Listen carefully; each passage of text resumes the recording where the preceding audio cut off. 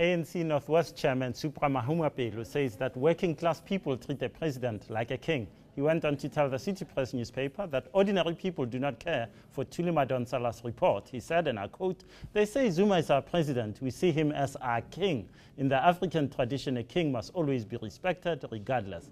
Here are some other reactions to the report.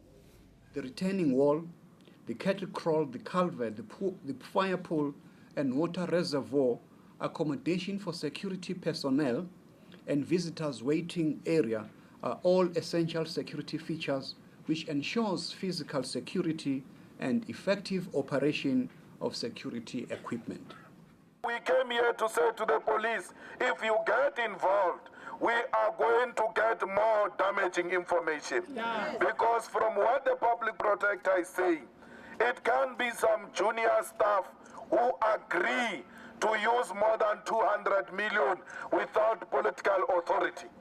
Politicians were involved, and those politicians must be held accountable.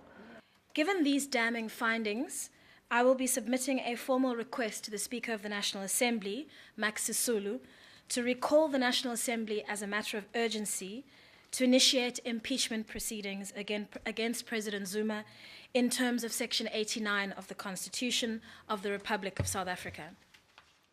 It must be repeated over and over again that Advocate Thuli Madonsela is not God. Thuli Madonsela ga se modimo wa rona. It does not mean that everything that she says is right, is 100% correct. We will use every institution that is available to protest and also to defend the things which we believe that she is wrong about. Welcome back as we continue our discussion on Nkandla with ANC Treasurer General, Dr. Zweli Mkhize. Dr. Mkhize, welcome to the show. Yes, good evening to you and all the viewers. You're going to an NEC meeting this week. Are you going to raise your hand and say, President Zuma, you should resign? No. Why not? The man violated Section 25 of the Constitution, which says failure to protect state resources is a violation of paragraph 2 of the Executive Ethics Code and amounts to conduct inconsistent with his office. You, the African National Congress, put him in office, and so you should say to him, I'm sorry, comrade, we don't allow this sort of thing. Look, I think we must not simplify the matter beyond what it is already very complicated. Mm-hmm. The starting point, which I'd like to just raise for you, is that it's always very interesting to us to look at the pictures that you show. Mm-hmm. The amount of money that was spent in that is huge, but the amount that was spent, which is more, has been put onto the government or public property. It doesn't quite always show on the pictures, which is the residential units for the police and a lot of the other infrastructure. And I think it's important to always point at the right things, because most of what always gets shown is what was actually paid for by the president as a family.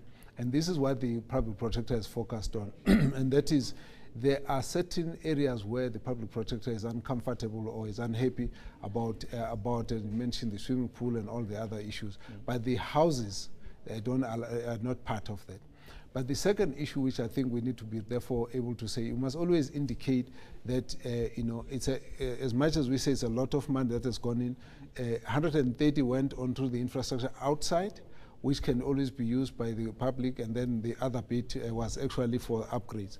The second thing that I think is important to raise is that there's been investigation that has been done by the minister and the interministerial committee and then the public protector.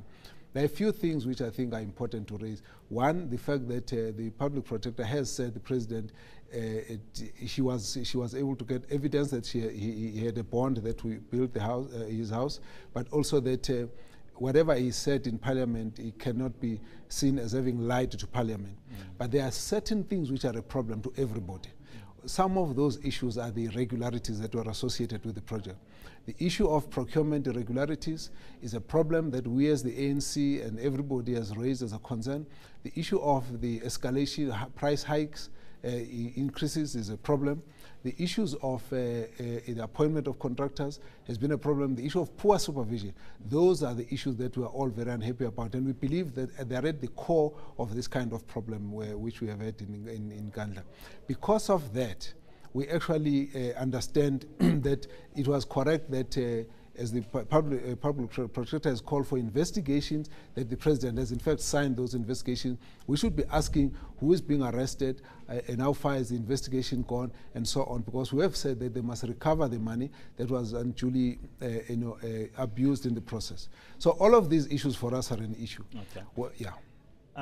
I've given you quite a long time to speak. All right, let me just finish. Can I ask a question therefore? Ask a question, yes.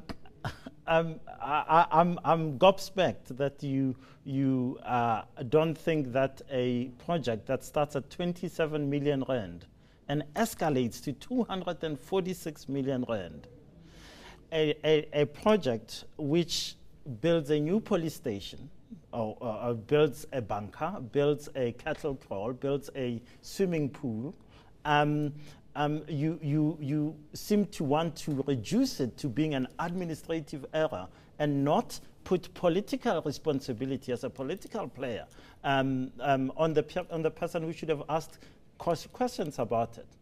No, we're not avoiding that. We're simply saying there are processes that are going on, and these we have said, if you investigate and you found somebody is liable criminally on this, of course, then you'll act. Do you believe in the Constitution? Because the public protector, you wrote this Constitution. The African National Congress in the Constituent Assembly led this process. You established a public protector. The public protector says unconscionable expenditure went on.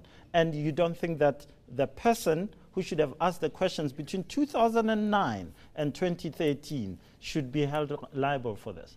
I think broadly as a government, the government, the whole cabinet and the administration has to be held responsible for it. But you would have noticed that there are a number of things that have been already found by the interministerial committees that are similar to what the public protector has done, which we're not saying that must be condoned. We're simply saying that must be acted upon. The area where there's a slight, there's a difference is at the end in the determination between what the private protector has looked at the policy, cabinet policy of 2003 and the National Key Point Act and how they interpret ultimately what must be done as a result of that. We as the News that moves. eNCA.com.